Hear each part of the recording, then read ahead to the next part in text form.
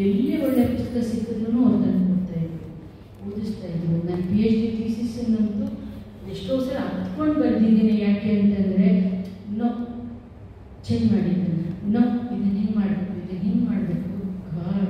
ಅಂದರೆ ಎಷ್ಟು ಇವಾಗ ನೆನೆಸ್ಕೊಂಡ್ರೆ ನನಗೆ ಅನಿಸುತ್ತೆ ಆ ಕಾಲಘಟ್ಟದಲ್ಲಿ ನಮ್ಮದು ಅಗ್ನಿದಿವ್ಯದ ಕಾಲ ಅಂತ ಅನಿಸುತ್ತೆ. ಯಾಕಂದರೆ ಇವಾಗ ನನಗೆ ಅನಿಸುತ್ತೆ ನಿಜವಾದ ಕಲಿಕೆಯ ದಿನಗಳಾಗಿತ್ತು ನನಗೆ ಅಂತ ನನಗೆ ಅನಿಸುತ್ತೆ. ಹಗಲು ರಾತ್ರಿ ನಾವು ಓದಿದ್ದೇವೆ, ಅದು ನನ್ನನ್ನು ನಿಧಾನವಾಗಿ ಒಳಗಿಂದ ರೂಪಿಸ್ತು ಅಂತ ಅನಿಸುತ್ತೆ. D.R. ನಾಗರಾಜ್ ಹೋಗುವ ಹೊತ್ತಿನಿಂದ ಅವಾಗ ಸ್ತ್ರೀವಾದದ ಒಂದು ಸಣ್ಣ ಆಸಕ್ತಿ ಶುರುವಾಗಿತ್ತು. ಆಮೇಲೆ ಬರ್ಕೊಂಡು ಸುಮಿತ್ರಾಬಾಯಿ ಅವರು ಅವರೆಲ್ಲರ ಸಂಪರ್ಕದಲ್ಲಿ ಬೈಲಿ ವೀಣಾ ಶಾಂತೇಶ್ವರಿ, ಇವನ್ ವೀಣಾ ಶಾಂತೇಶ್ವರಿ ಅವರ ಕೃತಿಯ ಬಗೆಗೆ ನಾನು ಸ್ವಲ್ಪ ಕ್ರಿಟಿಕಲ್ ಆಗಿ ಇದ್ದೆ. ಅಂದ್ರೆ ಅವರ ಕಥೆಗಳ ಬಗ್ಗೆ ಅಷ್ಟೆಲ್ಲ ಇದ್ದಾಗಲೂ ಅವರ ಧಾರವಾಡದ ಉತ್ತರ ಕರ್ನಾಟಕದಲ್ಲಿ ಅದರದ್ದು ಪ್ರಶಸ್ತಿ ಕೊಟ್ಟು ತುಂಬಾ ಇದ್ದೇನೆ. ಅವರು ಹೇಳಿದ್ರಿಲ್ಲ, ನೀನು ನನ್ನನ್ನ ಕ್ರಿಟಿಸೈಸ್ ಮಾಡಿರ್ಬೋದು, ಅದು ನೀನು ಒಳಗೂ ಬ್ರಹ್ಮಶಕ್ತಿ ಅಡಾಳ, ಅದಕ್ಕೆ ನೀನ ಬರಬೇಕು, ನೀನ ತಗೋಬೇಕು ಇದನ್ನ ಅಂತ ಹೇಳಿದ್ರು. ಅವೆಲ್ಲ ಬಹಳ ದೊಡ್ಡ ನೈತಿಕವಾದ ಬೆಂಬಲಗಳು.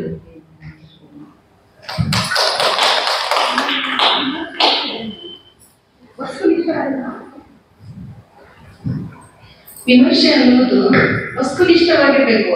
ಆದ್ರೆ ಅದ್ರಲ್ಲಿ ಕೆಲವೊಂದ್ಸಲ ಏನಾಗ್ತದೆ, ನಾನು ಶುದ್ರ ಶ್ರೀನಿವಾಸ್ ಅವ್ರಿಗೆ ಜೀವಕೂಪ ಅಂತ ಗಜಲ್ಗಳ ಸಂಕಲ ಅದಕ್ಕೊಂದು ಮುನ್ನುಡಿ ಬರೆದಾಗ ಇಷ್ಟು ಓದ್ಬಿಟ್ಟು ಹೇಳಿದ್ರು, ನೋಡು ನಾನು ಇವಾಗ ಒಂದು ಆಶೀರ್ವಾದ ಮಾಡ್ಬೋದು, ನೀನ್ ಇಷ್ಟು ಲಿಬರಲ್ ಆಗಿರೋ ಅಗತ್ಯ ಇಲ್ಲ, ನೀನ್ ಇನ್ನೂ ಹೆಚ್ಚು ಕ್ರಿಟಿಕಲ್ ಆಗಿರ್ಬೋದು ಬಗೆಗೆ ಅಂತ ಹೇಳಿದ್ರು. ಅಂದ್ರೆ ನನಗೆ ಒಬ್ಬ ವಯಸ್ಸಾಗಿದೆಯಲ್ಲ ಅಂತ ಒಂಚೂರು ಉದಾಹರಣೆ ನಾನು.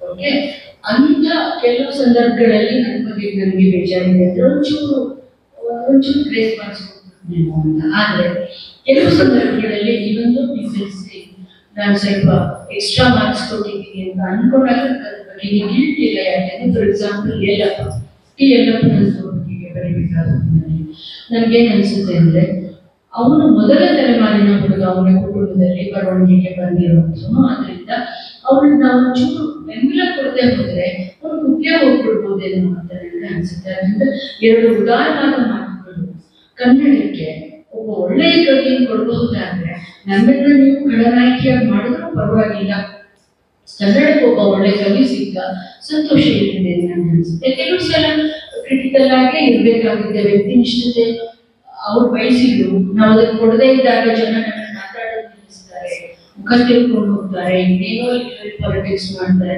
ಬಟ್ ನಾನು ಅದನ್ನೆಲ್ಲ ಏನ್ ಕರಿತೀನಿ, I take it as a compliment. ಅಂದ್ರೆ ನಾನು ಸರಿಯಾದ ದಾರಿಯಲ್ಲಿ ಇದ್ದೀನಿ ಅನ್ನೋದಕ್ಕೆಲ್ಲ ಸಾಕ್ಷಿ ಅಂತ ನನಗೆ ಅನ್ಸುತ್ತೆ. ನಮಸ್ಕಾರ. ಈಗ ವಿಮರ್ಶೆ ಬಗ್ಗೆ ಒಂದೆರಡು ಮಾತಾಡುವಂತ ನಾವು ವಿಮರ್ಶಕಿಯಾಗಿಯೂ ಇಲ್ಲಿ ಹೆಚ್ಚು ನಮಗೆ ಆ ತರ ಇರೋದ್ರಿಂದ ವಿಮರ್ಶೆಯ ಬಗ್ಗೆ ಮಾತಾಡುವಾಗ ಒಂದು ಕೃತಿ ಯಾವಾಗ ಸಾಮಾಜಿಕವಾಗಿ ಒಂದು ವಿಷಯವನ್ನು ಒಳಗೊಂಡಂತಹ ಕೃತಿಯನ್ನ ಯಾರಾದರೂ ವಿಮರ್ಶೆ ಮಾಡಿದರೆ ಅದಕ್ಕೊಂದು ಯಾರು ಮಾಡಿದಾಗ ಅದಕ್ಕೊಂದು ವ್ಯಾಲ್ಯೂ ಅಥವಾ ಏನೋ ಒಂದು ನಮ್ಮ ಒಳ ಕೂದಿ ಅದಕ್ಕೆ ಇನ್ನೊಂದು ಹೇಳ್ಬೇಕು. ಯಾವಾಗ ಈಗ ನಮ್ಮ ಇಂದಿರಾ ಮೊಟ್ಟೆಬೆನ್ನೂರವರ ಕೆಲವು ಕವಿತೆಗಳನ್ನ ನಾವು ಉದಾಹರಣೆಯಾಗಿ ಹೇಳಿದ್ರೆ, ಇಂದಿರಾ ಮೊಟ್ಟೆಬೆನ್ನೂರವರ ಬಗೆಗೆ ಅವರ ಮನಸ್ಸಿನ ಅಥವಾ ಅವರ ಸ್ಥಿತಿಯ ಅವರ ಅಥವಾ ಬರವಣಿಗೆಯ ಬ್ಯಾಕ್ಗ್ರೌಂಡ್ ಏನೈತೆ ಅನ್ನೋದು ಗೊತ್ತಿರದೆ ಇದ್ದಾಗ್ಯೂ ಕೂಡ ಒಂದು ಒಳ್ಳೆಯ ವಿಮರ್ಶೆ ಸಾಧ್ಯತೆ ಇದೆಯಾ?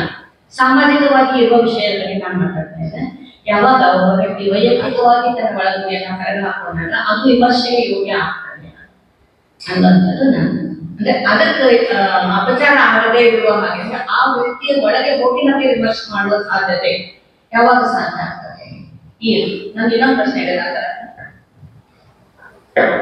ಅವರು ಇಂದಿರಾ ಮೊಟ್ಟೆಬೆನ್ನೂರು ಅನ್ನುವವರು ಒಂದು ಕವಿತೆಯನ್ನು ಬರೀತಾ ಇದ್ದಾರಲ್ಲ, ಬರೆದಾದ್ಮೇಲೆ ಅದು ಸಾರ್ವಜನಿಕರಿಸಬೇಕು.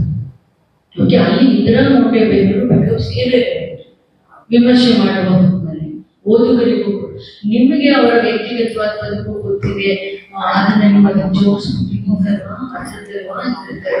ಅದು ನಮ್ಮ ಅತಿ ಪ್ರಸಂಗ ನಾವು ಮಾಡೋದು. ಓಕೆ, ಯಾವಾಗಲೂ ಕೂಡ work of art is autonomous work of art ಅಲ್ವಾ? ನಾವು ಯಾವಾಗಲೂ ವಿಮರ್ಶೆನಲ್ಲಿ ಈಗ ಅನೇಕ ಶಾಲೆಗಳು ಬಂದು ಹೋಗಿದ್ದಾವೆ.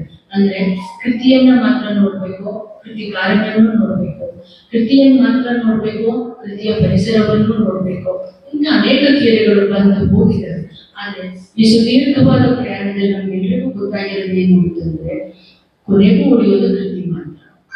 ಕೃತಿಕಾರ ಅಲ್ಲವೇ ಅಲ್ಲ ಇವಾಗಪ್ಪ ಅವನೇ ಬೇಕಾದಷ್ಟು ಹೇಳ್ಕೊತಾನೆ, ಈ ತಮಿತ ಅನ್ನೋದು ವಚನ ಅದನ್ನೆಲ್ಲ ಹೇಳ್ಕೊತಾನೆ ಖರೆ ಆಯ್ತಾ. ಅವನು ಕದಡಿ ಗರ್ಭಶಾಮ, ಅವನ ಬಣ್ಣ ಹೇಗಿತ್ತು ಎಲ್ಲ ಹೇಳ್ಕೊತಾನೆ.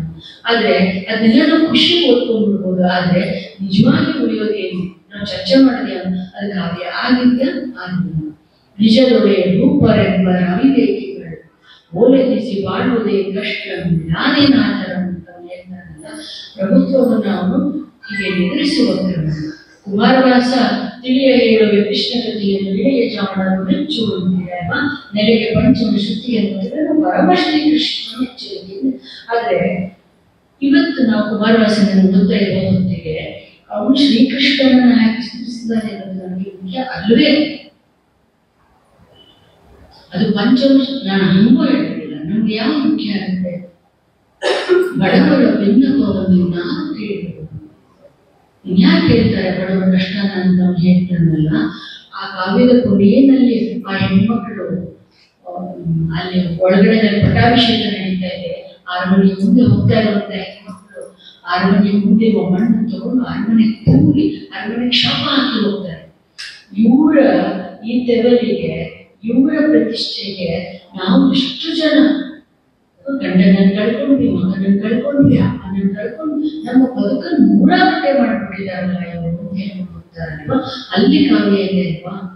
ನನಗೆ ಬೇಕಾಗಿರೋ ಕುಮಾರವ್ಯಾಸ ಇನ್ನು ನಾರಿಯರು ಹುಟ್ಟದೇ ಇರಲಿ ಎಂದು ಅವರು ಮೌನದೊಳಗೆ ಅಂತ ದ್ರೌಪದಿ ಹೇಳ್ತಾರಲ್ಲ, ಇನ್ನು ಹೆಣ್ಮಕ್ಳು ಹುಟ್ಟದೇ ಬೇಡ ಅಂತ ಹೇಳ್ತಾರಲ್ಲ ಅವರು.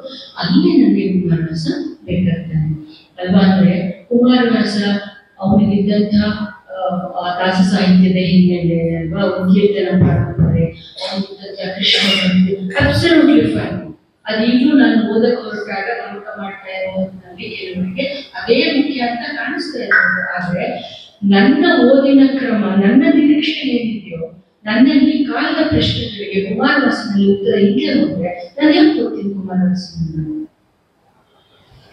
ಓದ್ಬೇಕಾದ್ರೆ ಇಲ್ಲ ಅಲ್ವಾ ನಾನು. ಆದ್ರಿಂದ ನನಗೆ ಅವನ ವ್ಯಕ್ತಿಗತವಾದ ಅನುಭವ ಮುಖ್ಯನೇ ಇಲ್ಲ. ಗದಗಿಗೆ ಹೋದಾಗ ಬಹಳ ಇದರಿಂದ ಹೋಗಿ ನೋಡ್ಕೊಂಡು ಬಂದೆ. ಆ ಮಕ್ಕಳು ಬೆಳೀತಾ ಇದ್ದಂತ ಕಂಬ ಇಂದ ಅಲ್ಲಿ ಹಿಂದೆ ಒಂದು ಬಾವಿ, ಅದೆಲ್ಲ ನನಗೆ ವ್ಯಕ್ತಿಗತವಾಗಿ ತುಂಬಾ ಸಂತೋಷ ಕೊಡುವಂತ ಸಂಗತಿ. ಆದ್ರೆ ಕಾವ್ಯದಲ್ಲಿ ನನಗೆ ಅದೆಲ್ಲೂ ಇರಲಿಲ್ಲ. ನನ್ನ ದುಃಖವನ್ನ ಇಂದಿರಾ ಅವರ